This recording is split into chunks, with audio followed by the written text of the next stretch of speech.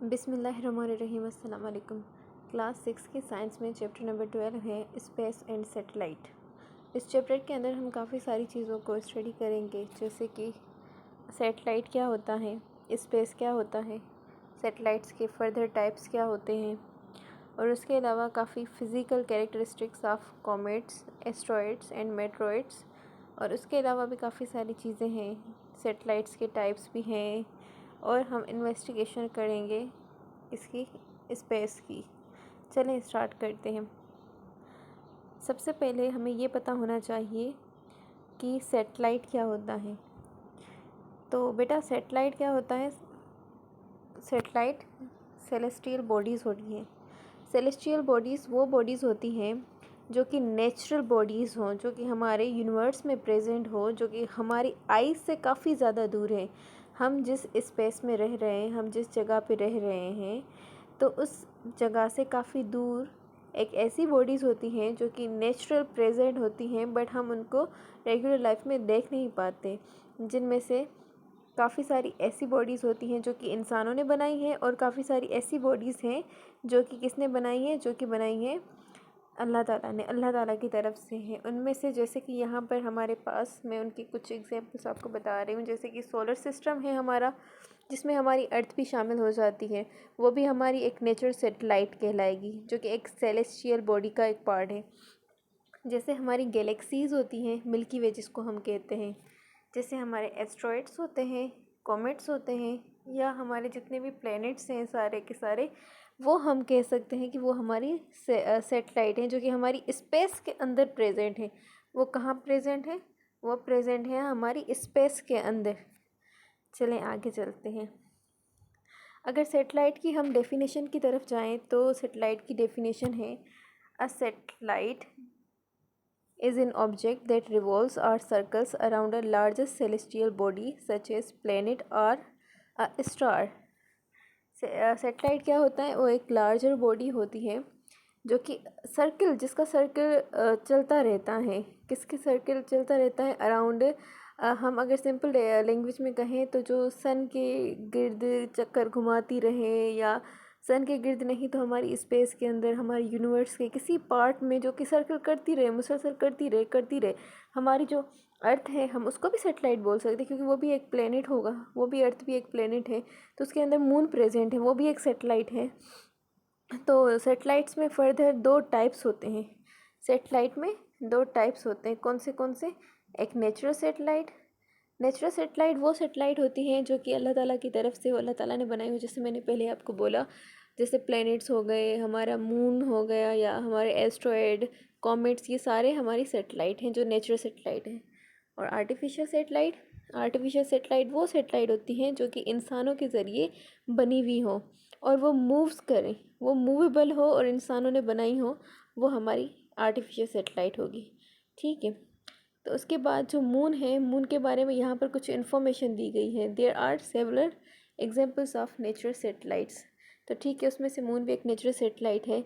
तो मून के बारे में फर्दर कुछ इन्फॉर्मेशन दी गई है कि मून पे सबसे पहला पर्सन कौन गया था और कब गया था। तो जो फर्स्ट टाइम पर्सन जो मून पे जाके, जिन्होंने स्पेस पे जाके, मून पे जाके फर्स्ट स्टेप रखा था, उनका नाम था Neil Armstrong and buzz Aldrin. ये दो लोग थे जिन्होंने फर्स्ट टाइम पे मून पे जाके फर्स्ट अपना स्टेप रखा था, और ये थे यूएसए के। इन्होंने 1969 में जाके सबसे पहले मून को विज़िट किया था।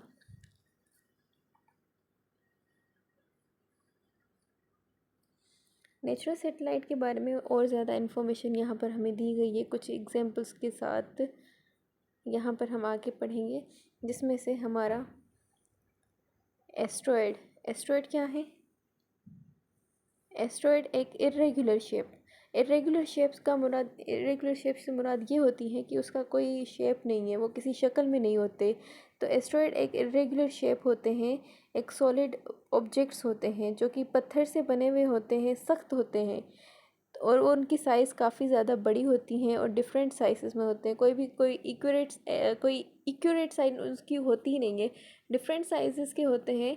वो एस्टेरॉइड्स होते हैं। एस्टेरॉइड्स बॉडीज़ जो होती हैं वो इरेगुलर हमारे स्पेस के अंदर रिवॉल्व कर रही होती हैं, एक जगह से दूसरी जगह, दूसरी जगह से तीसरी जगह।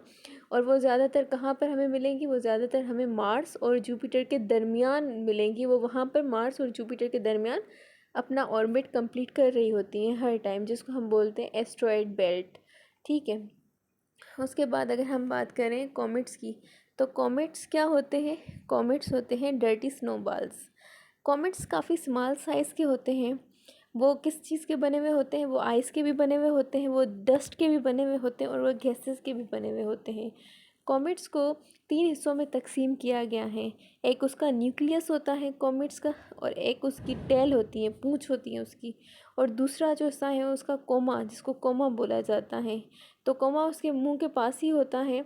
तो ये उसका, और वो जो बना हुआ होता है वो डस्ट का बना हुआ होता है और गैस का बना हुआ होता है। वो रिवॉल्व कर रहा होता है हमारे यूनिवर्स के अंदर, हमारे सोलर सिस्टम के अंदर। वो मुसलसल मुसलसल रिवॉल्व कर रहा होता है, तो उसको हम कॉमेट्स बोलते हैं। यहाँ पर एक पिक्चर में भी दिखाया गया है, ये रहा कॉमेट। चलें फर्दर, इसके बाद हमें मेट्रोइड्स के बारे में बताया गया है कि मेट्रोइड्स क्या होते हैं। तो मेट्रोइड्स बेटा वो स्मॉल पार्टिकल्स होते हैं। स्मॉल पार्टिकल्स होते हैं जैसे कि शुआएं होती हैं, वो पड़ती रहती हैं आग की। तो उसी हिसाब से वो मेट्रोइड्स होते हैं। वो बॉल्स की तरह भी होते हैं, वो पार्टिकल्स की तरह भी होते हैं, जो कभी इधर से उधर घूमते रहते हैं। या उनको हम शूटिंग स्टार्स भी कह सकते हैं, जो कि कभी एक जगह पे नहीं टिकते। वो उनका मुसलसल कभी इधर कभी उधर टकराना रहना ही रहना होता है। कॉमेट्स के बारे में यहाँ पर किसी ने कुछ कहा था। किसने कुछ कहा था? हेलीज़ ने। हेलीज़ क्या थी? एक साइंटिस्ट थी जिन्होंने कॉमेट्स के बारे में ये कहा था कि कॉमेट्स जो है वो, उसको हम इंसानी आँख से देख सकते हैं, वो विजिबल है, उसको हम इंसानी आँख से देख सकते हैं अपने अर्थ से ही। और कॉमेट्स जो है वो स्काई पर 76 ईयर्स के बाद अपीयर होता है, यानी 76 के ईयर्स के बाद वो हमें नज़र आएगा। और हमें लास्ट टाइम जो कॉमेट नज़र आया था वो 1986 में नज़र आया था। तो अब 76 ईयर्स बाद यानी वो 2062 में हमें नज़र आएगा नेक्स्ट टाइम पे। ये हो गई रियल सेटेलाइट। अब आर्टिफिशियल सेटेलाइट के बारे में हमें इंफॉर्मेशन यहाँ पर दी गई है कि आर्टिफिशियल सेटेलाइट क्या होती है। वो सेटेलाइट जो इंसानों ने बनाई हुई हो। तो जो इंसानों ने सेटेलाइट बनाई है उसकी कुछ एग्जांपल्स ये हैं। सेटेलाइट कहाँ पर प्रेजेंट होती हैं? वो हमारे आसमान में, एटमॉस्फेयर में प्रेजेंट होती हैं। और अर्थ पे क्या प्रेजेंट होता है? अर्थ पे प्रेजेंट होता है ग्राउंड स्टेशन, जिसके ज़रिए वो सिग्नल्स को कैच कर रही होती हैं। तो यानी विदाउट ग्राउंड स्टेशन हमारी सेटेलाइट भी काम की नहीं होती। हम अपने अर्थ पे ग्राउंड स्टेशंस को रख रहे होते हैं, जिसके ज़रिए हम सिग्नल्स को आसानी से कैच कर सकते हैं। तो उस सिग्नल्स को कैच करने के लिए हमने ग्राउंड स्टेशंस रखी हुई हैं, जिसका नाम डिश एंटेनस भी हो सकता है।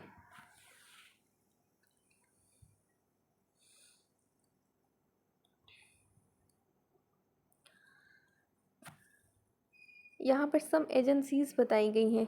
जैसे कि हमने ये पढ़ा था कि जो मून पे सबसे पहला इंसान गया था वो कौन था? वो नील आर्मस्ट्रॉन्ग थे। और वो कहाँ के थे? वो नासा के थे, यूएसए के थे। उसके अलावा रशिया की जो एजेंसी है उसका फुल फॉर्म, उसका जो रशिया की एजेंसी है उसका जो एब्रीवेशन है वो है RKA। चाइना की जो एजेंसी है उसकी एब्रीवेशन लिखी हुई है CNSA। पाकिस्तान की जो एजेंसी है, इंटरनेशनल एजेंसी, तो उसकी जो है फुल फॉर्म है सुपार्को। चलें अब आगे चलते हैं। ये कुछ एजेंसीज़ के यहाँ पर है जो हमारे पास आर्टिफिशियल सेटेलाइट्स प्रेजेंट होती हैं। यहाँ पर कुछ उनके एग्जांपल्स दिए गए, उसके नाम दिए गए हैं कि वो किस चीज़ में यूज़ होती हैं। ठीक है। और कुछ एप्लीकेशंस और टाइप्स ऑफ सेटेलाइट्स हमें बताए गए हैं। जैसे कि हमारे पास वेदर की सेटेलाइट्स होती हैं। तो वेदर्स की जो सेटेलाइट होती हैं, these satellites are used to provide latest information about atmosphere।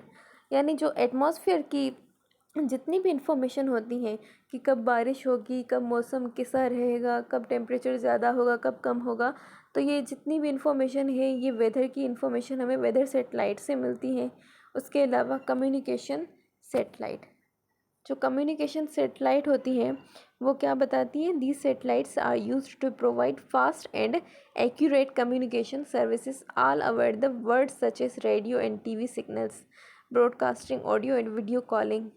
जितनी भी हम वीडियो कॉलिंग कर रहे हैं, हमारे टीवी सिग्नल्स हम तक पहुंच रहे हैं या रेडियो सिग्नल्स होते हैं, तो वो थ्रू कम्युनिकेशन सेटेलाइट्स के ज़रिए होते हैं, जो कि हमारे अर्थ पे प्रेजेंट होती हैं। उसकी क्या प्रेजेंट होती है हमारे अर्थ पे उनकी डिशेस प्रेजेंट होती हैं, एंटीनास प्रेजेंट होती हैं, जिसके ज़रिए हमें वो सिग्नल्स फास्टली प्रोवाइड होते हैं। तो ये काफ़ी सारी सेटेलाइट्स यहाँ पर आपको एग्जांपल्स के साथ दी गई हैं। उसके अलावा यहाँ पर हमें कहा गया है कि एक्सप्लेन करें कि ग्लोबल पोजीशनिंग सिस्टम क्या होता है, जीपीएस क्या होता है। तो ग्लोबल पोजीशनिंग सिस्टम एक ऐसा सिस्टम होता है जिसके ज़रिए हमें अर्थ से, ग्राउंड से सिग्नल्स को कैच कर सकते हैं। हम किसी भी वक्त हम सिग्नल को कैच कर सकते हैं। आई होप कि आपको आज का टॉपिक समझ में आ गया होगा। Thank you for watching the video.